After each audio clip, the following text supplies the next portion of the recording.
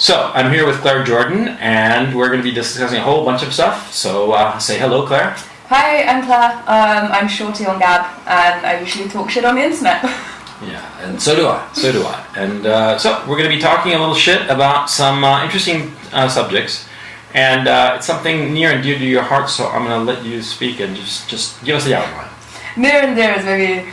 It pisses me off, it triggers me. Mm-hmm. The Charlie Gard situation, which has now been going on. It's been dragged through the courts since April, if not a little bit before.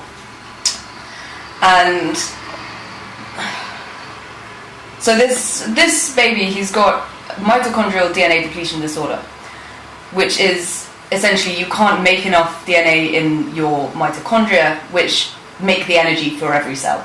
Right. So it's different to like your regular DNA that decides like what you look like. In other words, this is a fatal condition. It's a fatal condition. And extremely rare, I would imagine. Like very, very rare.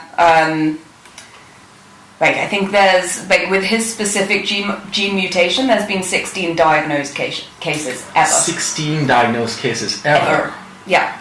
And there's like with DNA problems, like genetic diseases, you know, like somebody's got cystic fibrosis, they've got to take lots of drugs and medication. There's not a cure as such, but you can manage the symptoms. For something like mitochondrial DNA depletion disorder, there are experimental treatments which are looking promising, and you know, with further development, maybe 15, 20 years down the line, if diagnosed at birth, you could manage somebody's symptoms in a way that it allows them to live reasonably. Reasonably being with medication, and basically what's happened with Charlie Gard is the side effects, like the associated effects of his condition. So it affects every cell in his body, every organ. He's got, he can't breathe on his own. He's got heart failure, liver failure, low kidney function. And alongside the brain damage that the disease causes by itself, it causes epilepsy and brain swelling associated with the epilepsy, which is basically caused him to become, if not completely brain dead, like as close as brain dead as you can be without... Certainly, and this sounds kind of awful to say, but certainly we cannot expect him to have the kind of consciousness that one would associate with him, with, say, for instance, a child with Down syndrome or a retarded child or something. No, like I don't think even the most optimistic doctors won't say to you, we think he can regain his sense of touch or his sense of sight or hearing or taste. Really, not even the sense of touch. Like, I mean, that basic. There's possibility that you might get some like pain receptors back, but in terms of like a meaningful sense of touch, like you could read Braille or something. Right. No. That's just not, beyond it. Yeah. It's just beyond. So, as I understand this case, and correct me if I'm wrong, his parents wanted the hospital to take heroic measures to save this child. And they wanted, or they still want what's a new experimental treatment, which is the nucleoside therapy. So this is offered at Great Ormond Street on like the NHS, where this kid is being treated, in cases where they think that it's going to have a meaningful chance of making a difference. Right. It's never been used on this condition, like his gene variant of this condition. So it's not even been like thoroughly tested in animal models of this gene variant of the condition. They don't want to use, you know, a baby as basically an experiment when there's not even enough trials backing up to say there's a chance it could be effective. But they've given it out in other cases. The parents have found a doctor in the US who was prepared to do it for £1.3 million. Okay, why the high cost? It's an expensive therapy to get the air ambulance, because the kid's been in intensive care since October. For like most of his life has been in intensive care. Yeah, because he was born in October. He was born, I think, July. It's July, August, something like this. Bottom line, all this experimental treatment and so forth and so forth, it's extraordinarily expensive. There's little likelihood that it will, there is zero likelihood that the child will ever He's not going to get a meaningful recovery. Right. Like there's no, you know, if this child manages to survive, I don't think he will ever be out of, you know, it will take years and years before he would be out of intensive care. He would still have to be on a ventilator, be tube fed, have no kind of sensory capabilities or mental capabilities. I mean, I hate to say it, but he'll basically be a meat sack. Yeah, That's it's horrible. a vegetable. Yes, not even a vegetable. Because one could argue that at least a vegetable had at some point some consciousness, but here we're talking nothing. Yeah. I mean, it's the thing, if it happened to an adult who had a stroke, and, I spent a lot of time in the stroke unit, just like when people I know have had strokes, and the situation that the elderly are left in with, no being able to move or, go to the toilet independently or eat on their own, the whole family and the person, if they can communicate, they always say, look, I don't want to be resuscitated, I don't want these excessive interventions, because it's not worth it for the quality of life. So what's happening is that Charlie Gard, they raised 1.3 million through crowdfunding. Yeah. And so they got the money to do the expensive treatment, take the kid from the UK to the United States, this doctor who would do this highly experimental treatment that, number one, would not, even in the best of circumstances, bring the child back to any sort of meaningful level insofar as health. It's not a cure or even anywhere close to a cure. Right. And number two, it's not even clear that this drug and this treatment would even be effective, because it hasn't even been tested on animals or any kind of meaningful treatment because of the rarity of the condition. Is that accurate? Yeah. Okay, so bottom line, they got the money, and then the hospital in the UK said no. Basically, the hospital in the UK had been considering the treatments until the child became too sick, and they said, look, it's time for palliative care. It's outside, don't worry about it. Okay, it's fine. So the NHS were thinking about this treatment and withdrew their offer they said no. Right. Because the kid got too sick. So at this point, when the parents said, well, this doctor in the US will do this treatment for us, Great Ormond Street had said, this was back in January, to the American doctor. Great Ormond Street Hospital. Yeah.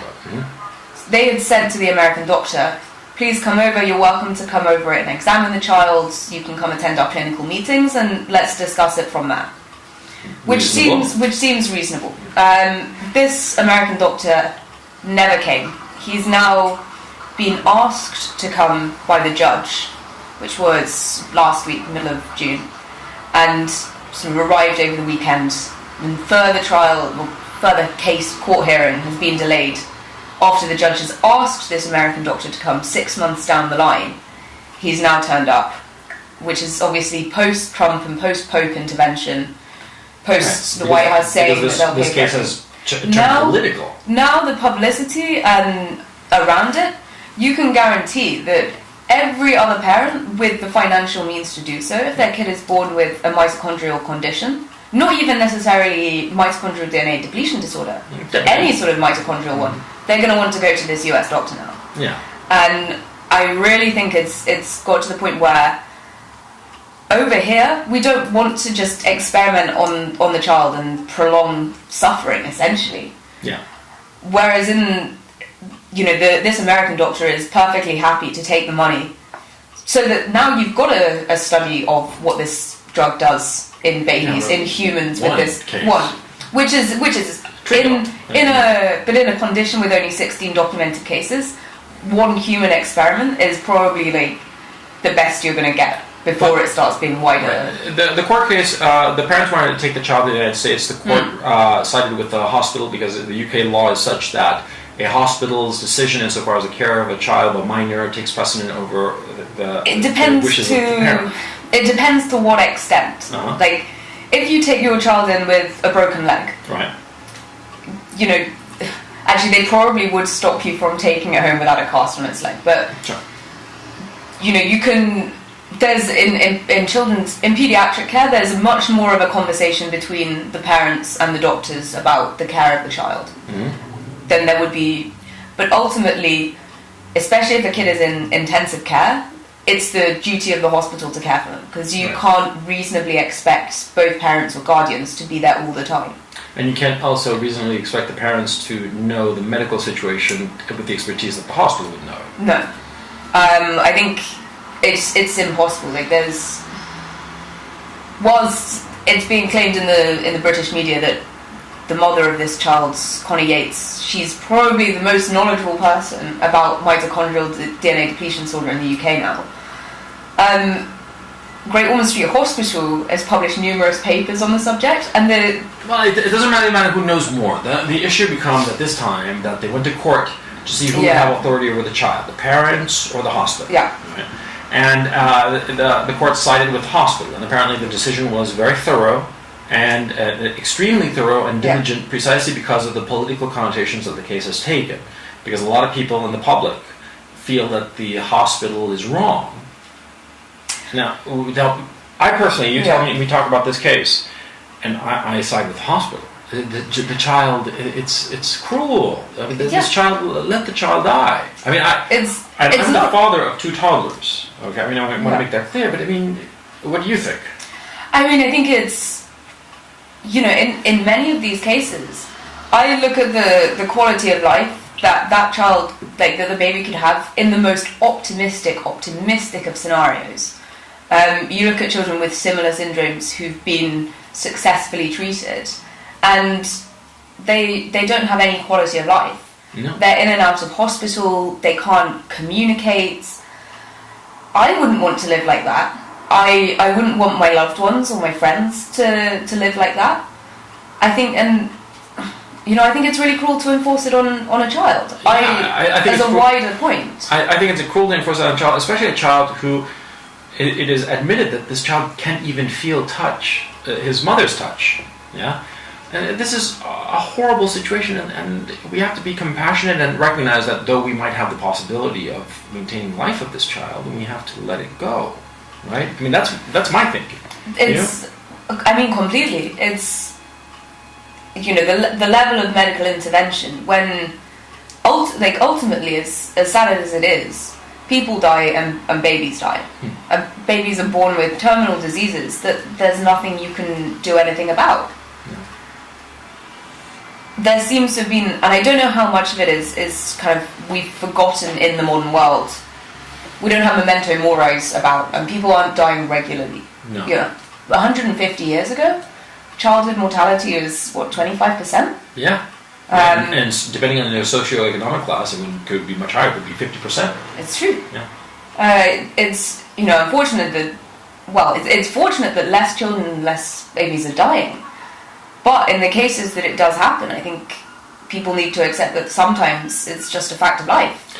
And with all our medical, all of the medical innovations we've got, we can't fix everything. No, of course not. And to expect that is ridiculous and arrogant, frankly. But what I find interesting about this whole case is that, the emotions and the feelings of the parents, which are understandable, have trumped common sense. Yeah. Because we have to be reasonable. This child has no kind of brain activity. It cannot survive without heroic, extraordinarily expensive resources, machines, breathing machines, what have you. I mean, to me, why? To me, it's the cost in terms of the financial costs is neither here nor there. In the grand scheme of the Great Ormond Street budget or the NHS budget, it's nothing. And the parents have raised all this money from charity. Sure. Okay. Fine. The time of the doctors. Yeah, that could be the time of the doctors who are experts, who are not just caring for the child, but the clinical meetings. They're having to turn up to court. They're having to speak to lawyers. Yeah. The bed in the intensive care unit. Now they've said that there's always been a spare bed for somebody else, but you do worry if that's, with all the NHS cuts, is that spare bed's always going to be there? And Great Ormond Street is in a lucky position that they're the largest, I think the largest medical charity in the UK. They have an incredible amount of money coming in from private funds, as well as the NHS is essentially a sidearm of their business. But it's still taking the time away from, the time of the medical professionals away from other children who've got a reasonable chance of being saved. And I think that's what angers me more than the financial cost, is the time cost of not just the treatment, but now the going through the courts and dragging it through the courts. It's going to be months, assuming that the courts step on the accelerator to get this process going quickly due to the guidance. Well, it already has been months. It's been going on through the courts October, 8 months, 9 months. October he was admitted. In the middle to end of January, he was denied the nucleoside treatment in the UK. I think the first hearing in courts was in April. and it's been going through since then. Yeah, and at warp speed, legally speaking. Yeah, legally speaking, you can't do these things any faster. Yeah, yeah. Because by the way, just to clarify, it went all the way to the European Human Rights Commission. So once it went through the British Family Courts, and then there was a review of it in the High Courts, and then after it was. The High Courts found that the Family Courts had done the right thing. I'm not sure if there was another level there in the UK, but once it had been rejected at all levels in the UK, the hospital were in the right and the parents had to let go. They appealed to the European Court of Human Rights to try and intervene. European Court of Human Rights looked at it and said, no, the British courts have acted completely properly, completely legally. We can't do anything. Yeah. The new hearing has come about because after the European Court of Human Rights rejected it, then they said, okay, we're going to turn off the life support on the Friday. Parents said, no, we need the weekend so family can come down and we want to take the baby home. No, you can't do that. It will die on the journey. Yeah. So they said, okay, we'll give you the weekend so your family can come down and whatever. Over this weekend, I think, was the big Trump Pope interventions where the Pope has offered to fly the child to Vatican City and treat them in the Vatican City hospital forever, eternally, will never turn off the life support, and it won't cost a penny. And the Vatican hospital, which has a very small paediatric wing, very, very, I think maybe 1-2 intensive care paediatric beds. And no experience in treating mitochondrial disorders. This whole thing of virtue signaling by way of offering charity like this. There's a comedian, his name Jelenic or something like that. He's a very nasty comedian, but he says some very true things, and what he says is very nasty precisely because they're so true. And he said something. You know all those people who always say that some terrorist thing happens or some tragedy is going on, and they tweet out, my thoughts and prayers go out with X. Yeah. Right? What does that really mean? It means, hi, don't forget me. That's what it means. It's trying to show off that you're so compassionate and humble and trying to get in the picture of this, of this tragedy. And that Trump and the Pope answered, why? What purpose does it serve? Virtue signal. Yeah, well, virtue signaling. Yeah, I'm such a nice guy. Don't forget me. And the thing is, our whole society is like that. But this is what I feel. I mean, it's Trump and the Pope doing it. Right. But I also think it's the American doctor doing it. Oh, absolutely. Who's now said, I'll treat them for free. Well, he's never going to have more publicity in his life. No. And somewhat the fake news and somewhat the evangelical Christians who are saying, oh, life at all costs. They're the ones who are spreading that he's only just been allowed to see the child. He's only just been given permission to see the baby. No, he's the hospital in the UK have been asking him to come since January, and he's like, nah, mate, nah. The courts have asked me to come, and now there's a big media storm around it, and it's the biggest medical case in British history, and the whole world media. Now I'll turn up. Yeah. Sure. And he's thinking that he's going to be set for life because everybody who has even something remotely tangential to this kind of disease, they're going to go and see him first. Yep. And the research grants and money you'll get for it, it's ridiculous. Nobody comes out of this story particularly well. I understand the parents. Because, of course, and parents get to a point where they sort of lose focus as to what's reasonable. And so I understand that. I think that the problem is that our society as a whole has to put on the brakes on these people. Yeah, I'm really disappointed that it's got to this point and nobody's been able to to talk them down from it. And because it's an awful situation. Nobody wants their newborn child to be admitted into intensive care and be told there's nothing we can do. That's an awful situation to be put in. But at what point do you accept it? Because they're in intensive care and there's no meaningful chance of recovery. All the things that you wanted for that child, to see it sit up or see its first steps, hear it talk and go to school and get married, that has already gone. Your hopes and dreams of what you wanted for that person has already gone. At some point you have to let go, and the fact that it's nobody wants to admit this, I find very worrying. Let me ask you something. Why is it that you think that we no longer have the ability to let go and let what will be?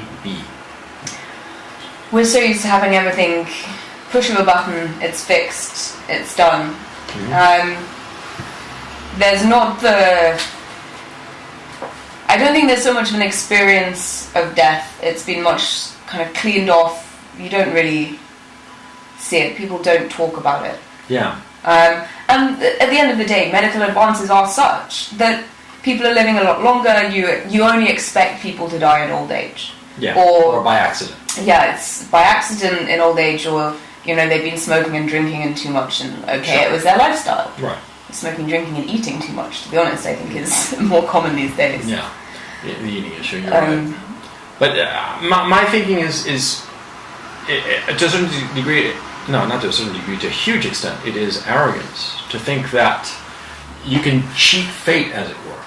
That you have, because there have been extraordinary medical breakthroughs over the last 50 years, 70 years. Right? I mean, think about it. Polio was devastating. We've gotten to a point where we think that we can, solve all diseases. Yeah.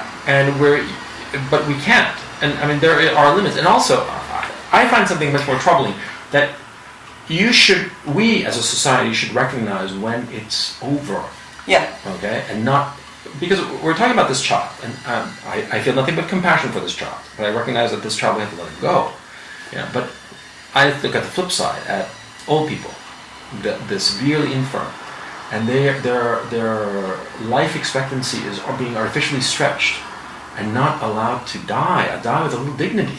Yeah, I find this equally upsetting, to be honest. If you're elderly and in good health and in good spirits and mentally all that, wonderful. Like, you've been very, very lucky. Mm-hmm. But I think most people are. There's an increasing amount of people who do not spend their last years in relatively good health, relatively pain-free, relatively mentally sane and mobile and whatnot. I know a family member of mine was a very capable individual. Had 4 sons, built several businesses, was very successful, was undersecretary of a ministry in South America, and was a very successful man in every regard.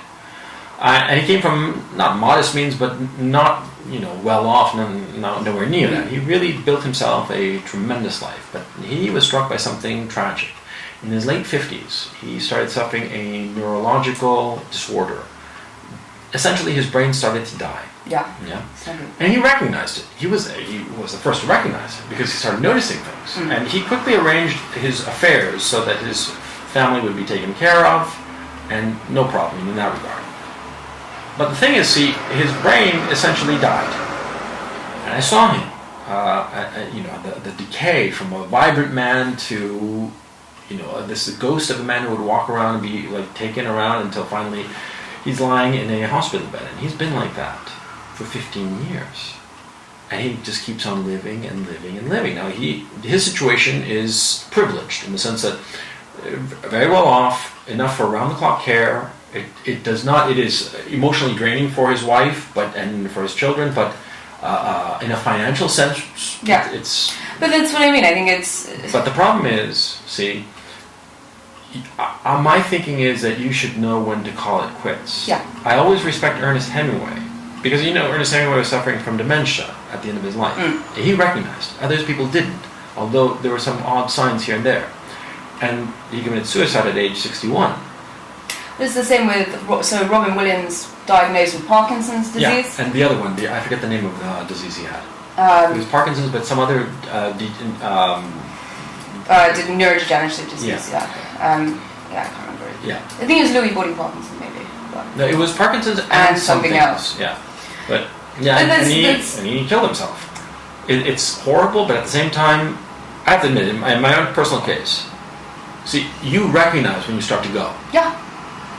I would take the black pill. I mean, it sounds. I think it's the Switzerland. Mm-hmm. In England, we've had huge legal battles with families trying to avoid prosecution as murderers for accompanying a relative to Switzerland so that they can pass away at a time of their choosing, surrounded by family and friends, peacefully, painlessly, without causing a load of hassle. Yeah. And I really respect this. That somebody, takes, if you know that you're terminally ill and there's no getting better. No.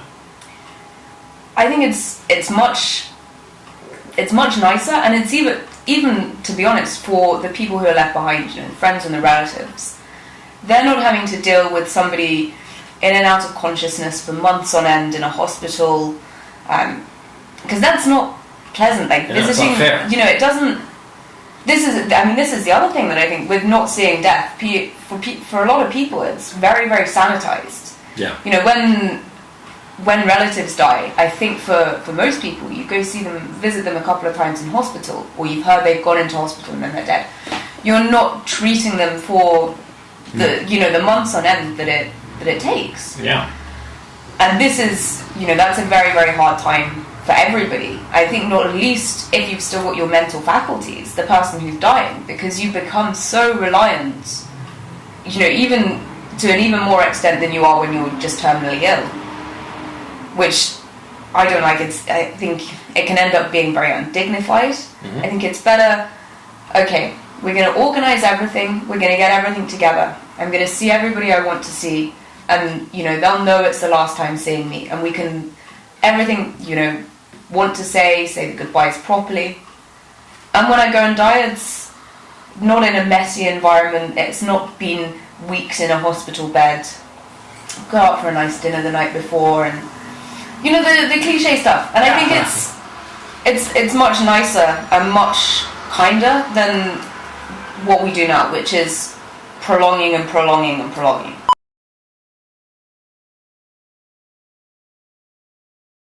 I have a friend, very elderly mother, now in her either late 90s or early 100s. And Hundreds? Yeah. Jesus. British battle axes just keep going and keep going. Yeah, it sounds like it. And? So she had a pacemaker put in for heart rhythm irregularities in her late 70s, early 80s. So still a respectable age. Yeah. And because this pacemaker has gone in, now she's at the point where mental faculties gone, can't recognise people, can't feed herself, can't go to the toilet by herself, bedbound, needs a team of 2 carers to get her out of bed. And the only thing keeping her alive is the pacemaker shocking her every time the heart tries to give out and say, no, enough. Jesus Christ. What can you do? It's like a kind of torture. Yeah. And torture to the living. Because they're taking care of this poor woman. And on top of this, poor woman, if she had her faculties, would say, turn me off. Yeah. I think it's really disgraceful. Well, on the flip side, there are those people who would say that, well, we have to make sure that people of their own volition want to do this. Because what happens if you have like a group of people who say, oh, you've had enough of life. Let's pull the plug on you.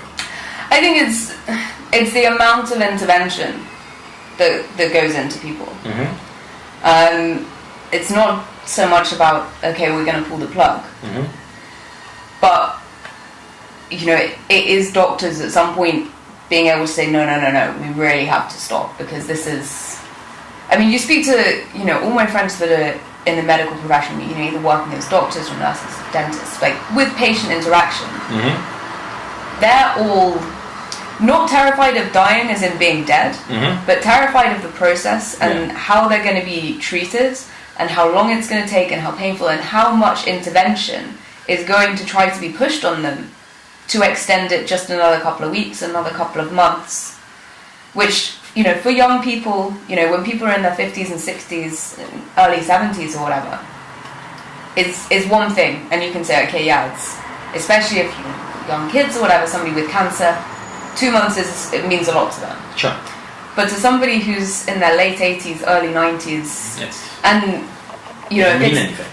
I hate to say if it's not one thing, it's something else. But by the time you are that age, if you're not living with 2 or 3 chronic health conditions, I'd be incredibly surprised. Yeah. You'll be on 4 or 5 types of medication at least. No, well, as I said, my own thinking is that, I personally would want to pick the time when I go. Yeah, and I don't want it to be a prolonged thing that would prolong my own suffering, and more importantly, in my case, would prolong the suffering of the people who love me. Because they would, apart from the cost, which is extraordinary, I mean, we have to face facts and the costs of all this care. Yeah. You know, we talk about a day in intensive care like it's no big deal. You're talking $1,500 in the United States. I don't know how much it is in the UK. It's up there. It's about £35,000 a day. 35,000 pounds a day? Yeah. I mean, we're talking for a Charlie Gard? Jesus. That's before you put in the medications and it's ridiculous. You know, we gotta we gotta let it go. This is the thing. If we had a completely private healthcare system, there was no social healthcare system.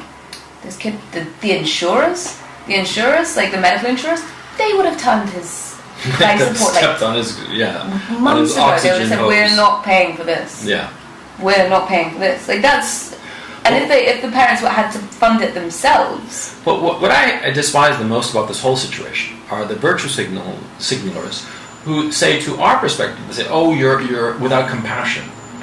It's precisely because I am a compassionate man that I recognize the suffering, the needless suffering, a suffering that serves no purpose. Yeah. This child is suffering. The parents are suffering. And the parents of the grandparents of this child, and family and friends and all the rest of it, they're all suffering needlessly because nothing good will come of this suffering. No.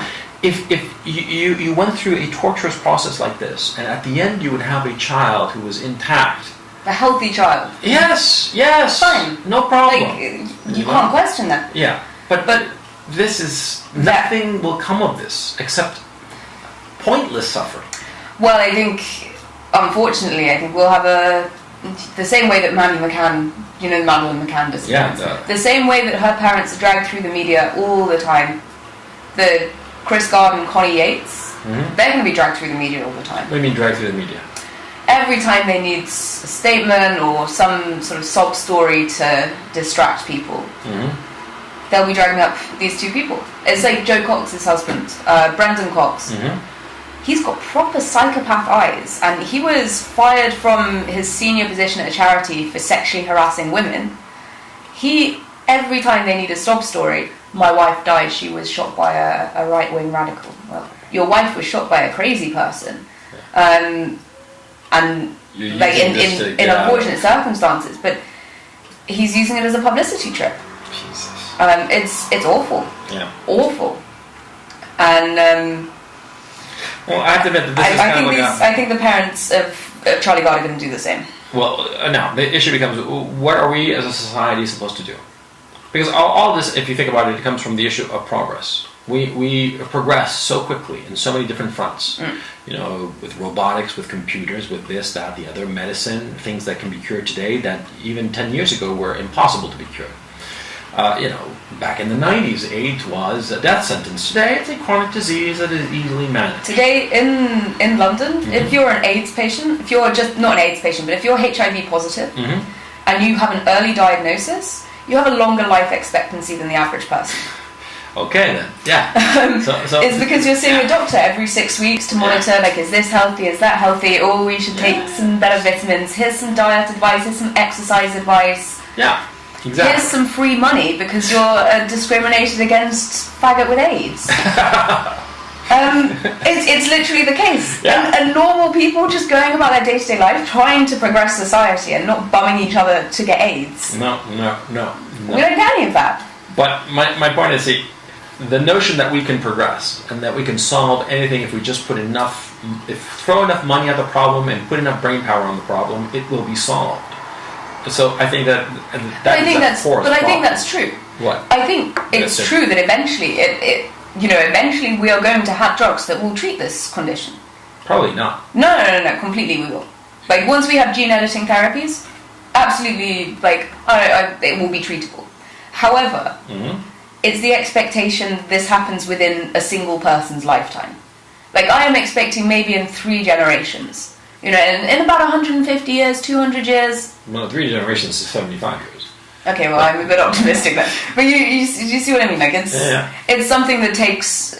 lifespans. Like, it's within. But my grandkids or great grandkids might see a treatment for this condition. Forget about this issue specifically. This is a child, and of course we always want children to live. But my point is... My point is, why don't we just stop?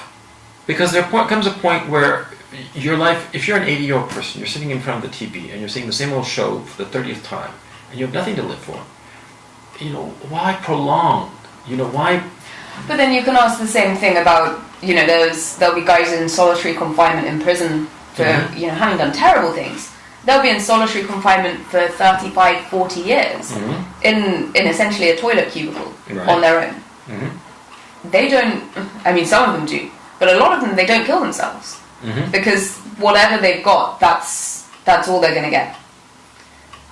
And I don't think it's for me to decide. No matter how meager it is, you want to hold on to it. Is that your point? I feel entitled to offer my opinion and say, no, I think it's better to die. However, if we lived in a world without state socialised healthcare, without state benefits and welfare and stuff, it would be none of my business. You go off and do whatever you want. Yeah, you have the means to do whatever you wish. As long as you're paying for it, I'm not paying for it. Whatever you want, none of my business. Unfortunately, it is my business because ultimately my taxes are paying for it. And this is where it becomes, okay, we've all got to at least have a little bit of an opinion on it. And I'm disappointed that the whole of the medical community, and if I speak to, even when I'm speaking to friends and stuff, nobody is on the side of the parents, apart from crazy religious fundamentalists. If you really speak to people, they say, okay, I support the parents' right to decide what they do with their child. I might disagree with the courts that they can't take the kid. But do I think the parents are making the right decision? No, I don't. No, they're making a horrible decision. Yeah, everybody, if you speak to people, the people on the street, everybody thinks the parents are making a shit decision. No, the only ones who think that the parents are making a good decision are those who do not have children. Because as a parent of children, you don't want them to suffer. And that this kind of... I've had it both ways. I've had it both ways, because I don't have children, and I'm like, look, I think it's cruel. Yeah, have you heard of any parent who's like, yay, save the kid? Aside from religious nuts.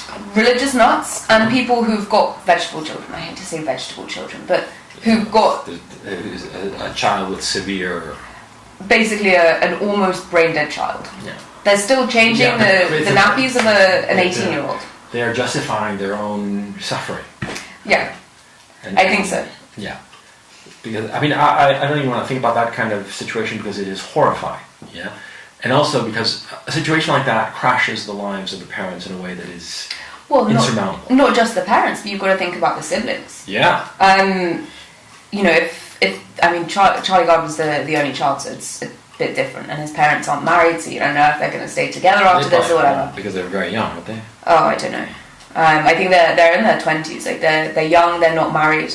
How they haven't even got engaged in the middle of all this is.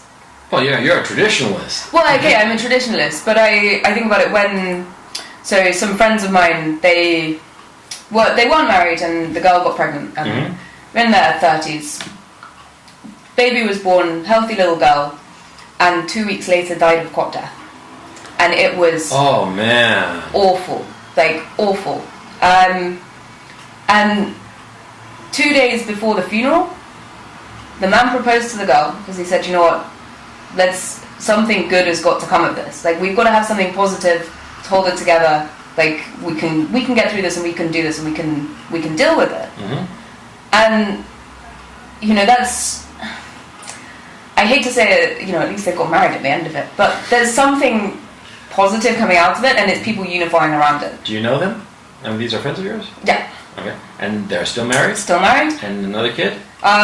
Moving, in process of moving countries, so there was work situations got in the way. But it's, you're a bloke, do you not think that... What? Chris, he should have at least stepped up and formalised... He didn't want to. Well, I wonder how much is the... He would have. If he wanted to get married, he would have married her. See? And maybe he asked and she said no. Yeah, it's a possibility, but I doubt it. Why? Well, I mean, why would you? Why would you say like no? In that situation, at least, because it's not like you've got to go through, actually wedding planning and things like this. Something happens also that, a lot of times when you are locked in with somebody and you go through a rough patch, a rough crisis, it can affect the marriage or the relationship. Yeah. In this case, for instance, maybe they were in love. Maybe they were planning on getting married and she got pregnant, and so they had the kid, and the kid had these problems. And perhaps the strain is just simply too much. Because what happens a lot of times is that when a crisis happens, especially if it's about the children, it can create strains and stresses that the relationship does not survive. Even if the child lives and lives healthily, healthily and healthy. Yeah. But, relationships are a fragile thing, and sometimes when it gets stressed too much, it's irretrievable. Yeah. Well, this is, it also makes me wonder, thinking of them as an unmarried couple, whether part of the reason this inability to accept that this condition is fatal for the child, I wonder if part of that is because they don't have a strong enough relationship. They're not legally tied together by marriage to actually sit down and talk about it and have that hard conversation between each other as parents to say we've got to let this go. Or maybe one of them has and the other one won't listen. I don't know. It could be that. Yeah, well, it's all speculation, isn't it? But complete speculation. I mean, you never know the secrets of somebody else's marriage or somebody else's relationship. Sometimes on the outside you think it's A and it's B, or it's not A. It's who knows. And so I cannot speculate. I think it would be ridiculous to try to speculate, frankly. But insofar as this child is concerned, I think that they're making a horrible decision. Yeah. But because also it's prolonging their own suffering. Yeah. Massively. I believe in denial. I believe that when something horrible happens, sweep it under the rug. It's worked for thousands of years, and people weren't psycho like they are now. But now, they're like, don't deny stuff, you have to talk about it. You have to bring it out and air it out, and on and on and on. And things that happened to you 10, 20, 30 years ago, and they keep on talking about this stuff. On the one hand, they're trying to win brownie points. I'm a victim, something horrible happened to me.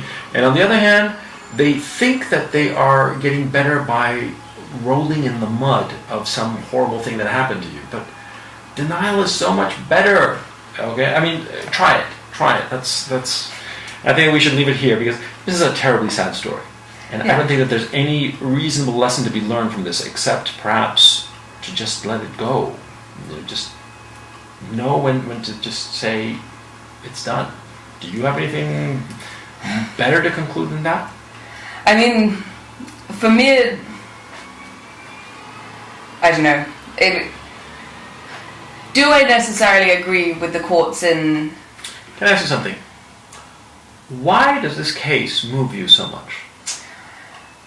Because of the way that it's... People who are watching, they don't know that you and I know each other, and we've talked about this case a lot. Medical issues, medical ethics issues, really interest me. I've got, in terms of my educational background, I've got degrees from School of Medicine, so I know to some extent what I'm talking about. And the coverage, when it's something that you know about, the coverage in the mainstream media, it's maddening. I have the same thing for food and nutrition stories, for farming agriculture stories, and for medical ethics. And the ignorance, and anything involving statistics, to be honest, but the ignorance of the journalists in reporting it. And even, to be honest, from speaking to people outside, how badly they've captured the mood of the public. And, I find it, I can completely understand when people disagree with the court decision and think he should have been allowed to go to the US. As far as I'm concerned, if they did that and just took him to the US, he should be, or they should all be, prevented from receiving state treatment in the UK in future. And state benefits in the UK. It's like saying, well, our state treatment isn't good enough, we're going to pay for our own. Okay, we'll do it. Just keep paying for your own. It comes back to the issue of socialised healthcare. And for however many problems there are in the US system, they are financial problems. And to me, monetary problems is a lot easier to fix than ethical issues. And this is, with socialised healthcare like this, we're just ending up with the ethical issues, which are a lot harder to solve. And I think if the state had nothing to do with the healthcare, it wouldn't have been dragged through the courts. No. It would have been a non-issue. It would have been a non-issue completely. And that's what I think it's things like these that British people were everybody's so in love with the NHS. And the NHS is excellent for acute treatment, for patching you up if there's an emergency problem. They'll patch you up and send you off. But in managing long-term conditions, people's expectation is far above reality. Let me ask you, where do you think that this case is going to wind up? I mean, the expectations of this child that it's going to die soon, I would assume. Or is it simply, it should have died already and it's just being kept alive by machines? It's being kept alive by machines, and it has been for... months. You don't get admitted. Yeah, you don't get admitted. When it was admitted to hospital, it was admitted straight to the intensive care unit. That means there's some serious problems, and without immediate, not excessive intervention because it's necessary intervention, but without intensive, intensive care. Heroic measures, yeah. And the thing is, these treatments are painful. They're I mean, it's assumed that they create damage of their own. Yeah. That has to be managed. Having your lungs breathed for you mechanically, it's like putting a vacuum cleaner into your mouth and turning it on reverse, and then turning it back on to suck it out again. That's not pleasant at all. No. And I speak to friends who have to do medical procedures on children, and they hate it. Yeah. If you're having to cause pain to a child, it's very, very difficult. Yeah. And people don't go into pediatrics often for that reason. Yeah. Even giving a child an injection, it's a nightmare. I've had to do that, and they see the needle because they know, and it's like you're murdering them, and the thing is that you automatically, instinctively feel this reaction that is overwhelming. Okay, I mean, a small little 60 centimeter child can scream in a way that every adult in hearing distance just freaks out. Yeah. Which is obvious. It's an instinct, an instinct to save the child. And this is, it's the ultimate adrenaline rush, and it's horrifying for the parents. So I can't even imagine, somebody has to do it every single day. They have to have nerves of steel. You have to.